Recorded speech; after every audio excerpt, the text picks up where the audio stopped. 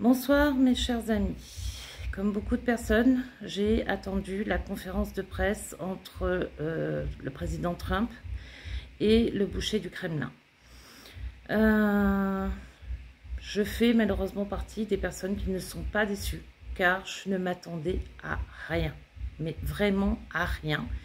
Et c'est ce qu'il y a, c'est-à-dire qu'il n'y a pas d'accord concernant un cessez-le-feu en Ukraine. Même pire, le maître du Kremlin ose dire qu'il veut contribuer à la sécurité de l'Ukraine, alors même que ce soir, il était en train de négocier avec Trump et de taper en Ukraine. Autre fait, on voit très bien que le langage de Poutine ne change pas, puisqu'il parle encore et encore des causes profondes de la guerre. Il a quand même enfin prononcé le mot guerre. Donc nous ne sommes plus sur une opération spéciale, mais bien dans une guerre. Que dire si ce n'est que Trump, une fois de plus, s'est fait bien avoir par le Kremlin et que les méthodes du KGB sont bien utilisées par le boucher du Kremlin. Effectivement, un accord apparemment aura lieu sur le plan économique avec les États-Unis et il a pris la parole pendant 8 minutes alors que Trump n'a pris la parole que 4 minutes. Or, on sait très bien que Trump n'est pas avare de détails et de paroles. Donc, c'est une chose aussi, un indice, probablement. Que dire de plus, si ce n'est que malheureusement, eh bien, le conflit en Ukraine n'est pas traité réellement dans cet accord. Puisque moi ce que je vois avant tout ce sont des accords commerciaux qui ont été discutés concernant l'Ukraine. Eh bien quand Poutine ose dire que ce sont des frères, ben non, les Ukrainiens et les Russes ne sont pas frères, ne sont pas cousins, ils sont slaves certes, mais n'oublions pas que l'Ukraine est un pays à part entière et que l'Ukraine a sa propre culture que Poutine veut détruire et que Poutine fait tout pour qu'il y ait un génocide en Ukraine. Donc je pense qu'effectivement Poutine a campé sur ses positions depuis le début et qu'une fois de plus, eh bien, Trump s'est fait rouler dans la farine. Il doit donner une interview à Fox News dans son retour d'avion.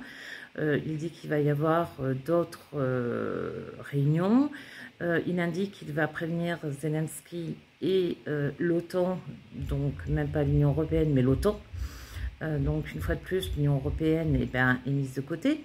Ça en dit non. Et je veux bien que dans l'OTAN, la majorité des partenaires soient aussi dans l'Union européenne, mais ce n'est pas le cas de tous.